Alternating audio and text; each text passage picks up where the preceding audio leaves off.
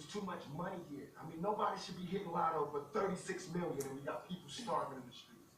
That is not idealistic, that's just real. That is just stupid. There's no way Michael Jackson should have, or whoever Jackson, should have $1 million, quadruple $1 billion, and then there's people starving. There's no way. There's no way. These people should own planes and their people don't have houses, apartments, shacks, drawers, pants. I know you, and that's what God made. These were words spoken by rapper Tupac Shakur from an MTV interview, which I will be quoting throughout the speech. Although Shakur, mostly known for his hit song California Love and the notorious thug life, gangster lifestyle, many do not know that Shakur was actually very knowledgeable and insightful when it came to serious issues, gaining a reputation for whenever he spoke, people would listen. Now, could you imagine the person sitting next to you hitting the lottery for about $3 million and you not knowing where you're going to sleep or where your next meal is going to come from? The issue of poverty is a far more complex problem than Shakur perceived, and it cannot be solved by a single solution, such as winning the lottery, instead requiring multiple approaches and attempts. Over time, poverty has created a form of social injustice where people living in these low-income areas tend to become more criminalized and become trapped living in poverty, surrounded by hopelessness. Within this speech, I will support my view that people living in these low-income areas become more criminalized by looking at the correlation between the development of adolescence, the effects it has on people, and the effect mass incarceration has on a community as a whole. I feel as though I'm cheated because instead of me fulfilling my prophecy, I have to start one. Instead of me doing a good job and carrying on an empire, I have to build one. And that's a hell of a job for a 21-year-old. That's a hell of a job for any youngster, male or female, to have to build an empire for your family. Shakur. According to Albert J. Rest, and why our community is important to understanding crime, the reason for adolescents being exposed to high-risk behaviors is due to the lack of control in their environment and development. These include parental controls such as from a parent and social controls within the community that encourage law-abiding norms. Areas that have high concentrations of delinquencies are typically areas that are low income and poor quality.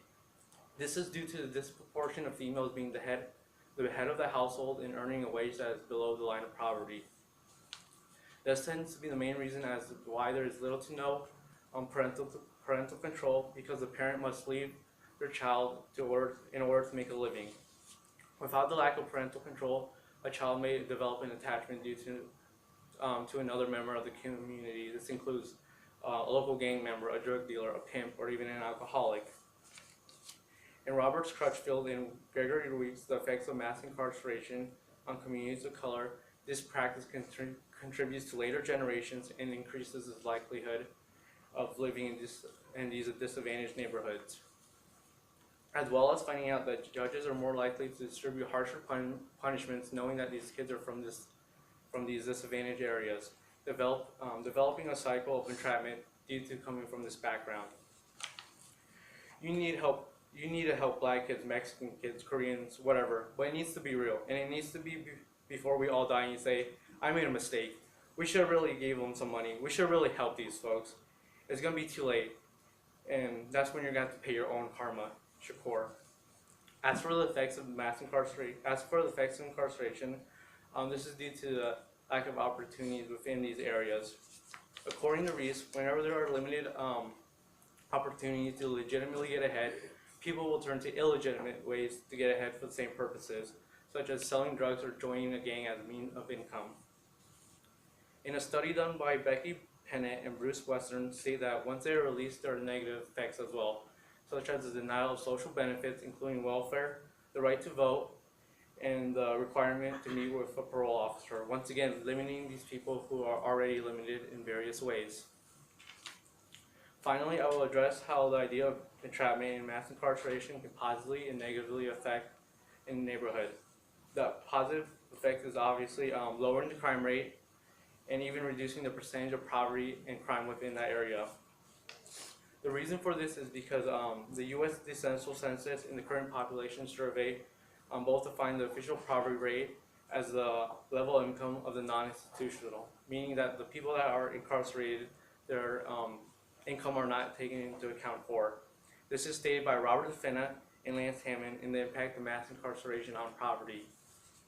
As for the negatives, the people who are being incarcerated are the fathers, the brothers, the sons, friends, coworkers, even neighbors.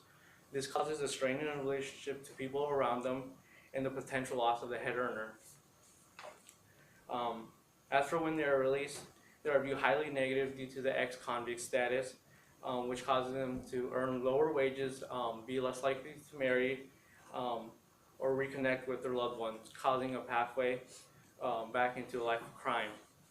Once a person becomes a subject to living in poverty, it is extremely difficult for that person to escape, leaving little to no opportunities, and again, contributing to the cycle of entrapment.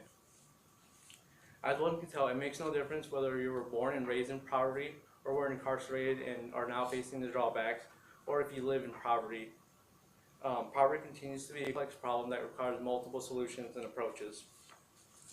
Now imagine the person who had just won the lottery giving you at least a third of their money. Imagine of all the opportunities that have just opened up to you. Now imagine if everyone did that, whether it be giving money directly to a family in need, funding houses or school programs. Although this is not a clear-cut solution, it does provide a tremendous start. As said by Shakur, we got to survive here in this country because I'm not going back to Africa. We got to survive here, and for us to survive here, white folks, black folks, Korean folks, Mexican folks, we gotta understand each other. We gotta take a bigger chance. And when I say Americans, people think I'm talking about Uncle Sam, actual Uncle Sam, with the gray hair, the flag. I mean you, the guy, the mechanic, whoever you are, you need to do something. Thank you.